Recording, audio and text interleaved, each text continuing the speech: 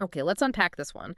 Today, we're really digging into the Seiko 5 Sports SSK023 GMT. Ah, yes, that one's been making some waves. It really has. And it's not just, another watch release. It feels like something different, something challenging. Definitely. So our mission here is to figure out why this specific watch, which isn't Swiss, has this really attractive price, and why it's grabbed so much attention based on the sources you've given us. Right. It's a great question. And right away, our source material highlights this wasn't just some review piece for them. No, it was a personal buy. Exactly, a personal acquisition, and apparently it jumped right into their, daily rotation, a serious contender. That says a lot. It does. And it's a Seiko, Yeah. getting buzz for its vintage look, which is quite distinct, and that price, Yeah.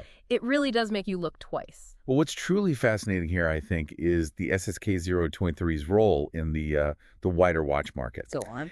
Seiko, and you have to mention Miyota here too, they've basically just, well, created a whole new market segment. The entry-level mechanical GMT. I mean, this watch, the SSK023, it's quickly become like the standard bearer for these 24-hour calibers that you can actually buy for under $500. Wow. Democratizing the GMT, basically. Pretty much, yeah. We haven't really seen that before at this scale, at this price. Okay, but let's talk visuals, because that seems key here. What is it about the look, this vintage thing, that's really hitting home? Ah, yeah, the aesthetics. That's where it gets really interesting, isn't it? Seems like it. Our source talks about this function over form feel. Exactly. It's the function over form vibe. The fixed bezel, which is a big part of it. The full brushing on the finish. Right, no polished bits really catching the eye. Very little. And that dial, very straightforward, white on black, quite sober. All these little things, they sort of conspire. Conspire. Conspire to tingle that watch nerd spidey sense, It whispers, hey, this feels vintage. And the source specifically preferred this over the usual SKX look. Yes. Definitely preferred this retro feel over the more modern, maybe more common SKX-style cases you see in a lot of the other Seiko 5 sports models. Okay, so connecting that to the bigger picture, that fixed 24-hour bezel you mentioned. That's the linchpin, really. It cements the look firmly in the 70s, gives it this aura, maybe. Like the old Rolex Explorer 2, the McQueen. Exactly like that. Or, the Tudor Black Bay Pro. It has that same kind of instrumental feel, but crucially, it doesn't feel like a copy. It's not just mimicking them. It's got its own identity. It does. And look closely at the GMP hand. That specific shade of orange, Yeah. that's not accidental. It's very much a throwback, harking back to accents you'd see on like Heuer or Rolex Breitling handsets back in the late 60s, early 70s. Huh, interesting detail. It makes it feel like, I don't know, something out of a classic 70s heist movie, genuinely vintage, not just trying too hard, not air sets. And yet, despite that vintage feel, it actually wears pretty well today. Oh, absolutely. The dimensions are quite smart. Our source flags it as, let me see, a taut 39.4 millimeters across. That's a good size. Yeah, and 47.9 millimeter lug to lug. Yeah. And the height, 13.6 millimeter, which sounds maybe a bit thick on paper. 13.6, okay. But they say it's respectable and well disguised. So on a 7-inch wrist, it apparently wears rather tidily. Nice. And Seiko calls it a field GMT. They do, yeah. Yeah. Which kind of hints at that robust, practical, ready-for-anything nature. Okay, so it looks good, wears well. Yeah. But what about actually living with it? Day in, day out. Those little details matter, don't they? Oh, they absolutely do. Those little things, as you say, they pay huge dividends, massive dividends, really, in the daily experience. How so? Well, it's the difference between a watch you just love wearing, you grab it without thinking, versus something that has some little quirk that just, I don't know, irritates you. Like an itch you can't scratch. Exactly. And that irritation can build. And suddenly the watch is, picked off the horological island, as they say. It gets set aside. Right. Convenience, ergonomics, they're key for long-term enjoyment. Totally. And the SSK023 seems to nail a lot of this. Like the drilled lugs. Yes. Drilled lugs, those little holes on the outside of the lugs. Our source wishes more companies did this, and frankly, so do I. Makes strap changes a breeze. A total breeze. No scratching up the lugs, trying to get a spring bar tool in there. Then there's the crystal. It's Hardlex, gently domed. Seiko's own stuff. Tougher than standard mineral glass. Right. Good scratch and impact resistance for the price. And the crown, 3 o'clock, push-pull. Not screw down. Nope, push-pull. But it's low profile, easy to grip. And here's the impressive part. 100 meters of water resistance without screwing it down. Huh. That's pretty good. Yeah, it makes it super easy to just Give it a quick wind if you need to. No unscrewing involved. Okay, but what about the bracelet? That's often where Seiko 5, well, cut corners a bit. That's the reputation, yeah. And the source acknowledges the links feel maybe a bit on the lightweight side. And the clasp. Stamped, not milled. Fully stamped, yes. Yeah. Formed from bent sheet metal, not machined from a solid block like you get on more expensive watches. That's a definite cost saver. But does it feel cheap, tinny? Apparently not. The source specifically says no tinny feel, and it's reassuringly secure. Dual push buttons, flip lock. Yeah. It does the job. Sure. But the real key here, again, goes back to those drilled lugs and the standard 20mm width. Ah, versatility. Exactly. Strap changes are easy, and this watch apparently looks good on almost anything. Vintage leather, canvas. Mm-hmm. It's a strap monster. Right, so you're not just stuck with a slightly compromised bracelet. Not at all. Easy to swap it out. Okay, moving inward then, let's look at the dial. The face of the watch, what's the story there? Well, you've got this matte black finish that veers toward charcoal, so it's not jet black. More subdued? Yeah, a subdued backdrop, as the source puts it, for the markings, which are off-white and silver. You've got your outer minute track. Standard stuff. Pretty standard. Then slightly raised Arabic hour markers. And inside that, an inner 24-hour scale in military format. For the GMT hand. Precisely.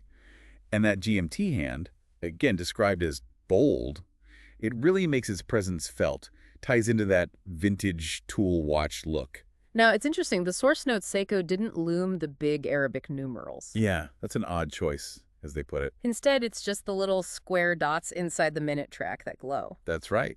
Just the small squares and the hands. So does that actually work in the dark? Does it hurt legibility?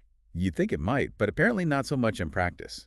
The Lume Bright, Seiko's lume, on the hands themselves is pretty good. Decent stuff, Lumebright. Yeah, performs surprisingly well for a budget baller timepiece, is the quote. Stays visible for a good while, and the pencil hands are quite wide, which helps. So you can still tell the time easily enough. Easily enough. Then that glowing GMT hand has its uses too, right? Like the source mentions using it to time flak messages to someone overseas without waking them up. Huh. Practical application. I like it. Exactly. Any other dial details? The logo? Yeah, the logo. Source mentions a personal preference for the old Seiko 5 Shield logo. Some people do miss that one. They do. But they admit the new Superman 5 logo is done subtly here. It's not too in your face. Okay. Also notes the silver frame around the date window, which is a nice touch. And importantly, no day window, just the date. Which the source liked. Enthusiastically supported that decision, yeah. Cleaner look. All right, let's get to the engine. The movement, the heart of the watch. We know Seiko 5 movements have a reputation for being, well, plucky. Plucky is a good word. Dependable workhorses. Yeah. And this one uses the 4R34. Okay, 4R34, which is... It's basically a date-only office GMT version. It's derived from the common 4R36, but crucially, it eschews the day wheel. No day display. Got it. And this movement is important, you're saying? Hugely significant. The whole 4R series is really the modern equivalent, the spiritual successor to those old, beloved 7S calibers. The ones known for just running forever. Exactly. Built like tanks. Yeah. And this 4R34 specifically, it's the movement that really kicked off this whole current revolution in under $500 GMTs. So it's kind of a big deal. It is. Now, specs-wise, it's not, cutting edge. It's got a 3 hertz rate. 6 beats per second.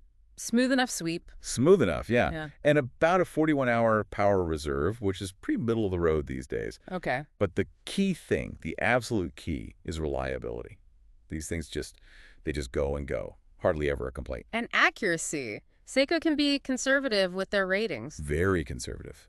Officially, it's rated at, what, plus 45, 35 seconds per day?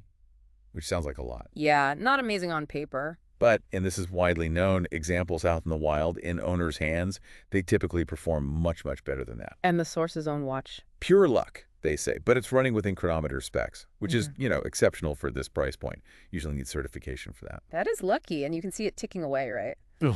Yep. Exhibition caseback lets you see the movement. And the source mentions just enjoying watching that balance wheel oscillate. It is kind of mesmerizing. It is. Brings a smile, reminds you why you got into collecting, maybe. And it highlights another unique selling point. Which is? That movement, the 4R34, it's made by Seiko. It's in-house. Ah, right. Not something many brands can claim at this price. Very few, if any, really. Certainly not Swiss brands in this tier. Okay, so we've painted a pretty positive picture, lots to like. But let's be balanced. What about the downsides, the critiques mentioned in the source? Right, the cons. There are a few points naysayers bring up. Like the GMT function itself? Yeah, some complain it's not a true GMT movement. What does that mean exactly? Okay, so this 4R34 is what's often called an office GMT or a caller GMT. Basically, you set the GMT hand independently to track a second time zone, while the main hour hand stays linked to the minutes. So you adjust the orange hand. Right. A true GMT, like on a Rolex GMT Master 2 or that Tudor Black Bay Pro, allows the main 12-hour hand to jump independently in 1-hour increments, forwards or backwards. Ah, better for travelers changing their local time zone frequently. Exactly. If you travel a lot and constantly reset your watch, the true GMT is more convenient. But if you're mostly tracking another time zone from home or the office, Like that colleague overseas. precisely, Yeah. then the office GMT is perfectly functional, arguably even simpler to set initially. Fair enough. What else? The clasp. Yeah, we touched on that. The pressed clasp versus a nicer, solid, milled one. It's a cost-saving measure, feels less premium. And the thickness. That 13.6 millimeter case height. Mentioned as a bit on the thicker side, especially compared to, say, those Tudor models, which are slimmer. Does it feel thick on the wrist, though? The source suggests probably not. Because of the overall case shape, the way the sides curve, the slope of that fixed bezel, it apparently disguises the height well. Doubtful you'll feel it wearing bigger than it is, was the comment. Okay, so maybe minor points for most people, considering the price. I think that's the takeaway. Despite those points, the overall verdict is that the SSK023 is a real winner. So the main selling points, to recap. Number one, Okay. it looks properly vintage, not Airsats vintage. It nails that 70s tool watch vibe authentically. Right. Genuine feel. Number two, it's just so easy to wear. Good dimensions, comfy, practical features like the drilled lugs. Daily driver potential. Absolutely. Number three, that dependable 4R34 movement. In-house, reliable, does the GMT job well enough for most. Peace of mind there. And finally, the big one. It offers a ton of style while going easy on your wallet. That $435 price point is just killer value. Hard to argue with that combination. Very hard. It really delivers. And if the black dial isn't quite your thing, there are other options. There are. The source mentions a blacked out version, the SSK025, if you like that stealth look. Okay. And, though maybe harder to find outside Japan, there's a white dial JDM Japanese domestic market version, the SPSC009. Oh, like a Polar Explorer vibe? Exactly. Apparently it nails the polar vibe. So some variety exists. Okay, so wrapping this up, what does this all mean for you, the listener, thinking about this watch? Well, it seems the Seiko 5 Sports SSK023 GMT is just a really compelling package. Yeah, that blend of vintage style, solid, everyday practicality, and that really accessible price. It's a watch that seems to have genuinely shifted the landscape a bit in its market segment, designed for just enjoyment. Wear it, use it, swap straps, don't worry too much. Remarkable versatility. A lot of watch for the money. A lot of watch for the money, which does raise an interesting question maybe for you to ponder. Go on. Beyond just this one Seiko, what does the success of a watch like the SSK023 tell us? What does it say about, value and innovation? What do you actually prioritize in today's market? How does a brand hit that sweet spot? Balancing the heritage, the modern needs, and keeping that price attractive. Exactly. It's a tricky balancing act, but Seiko seems to have nailed it here. Something to think about. Definitely something to think about. Well, thank you for providing us with the source material and joining us on this deep dive into the Seiko 5 Sports SSK023. We really enjoyed digging into this one with you.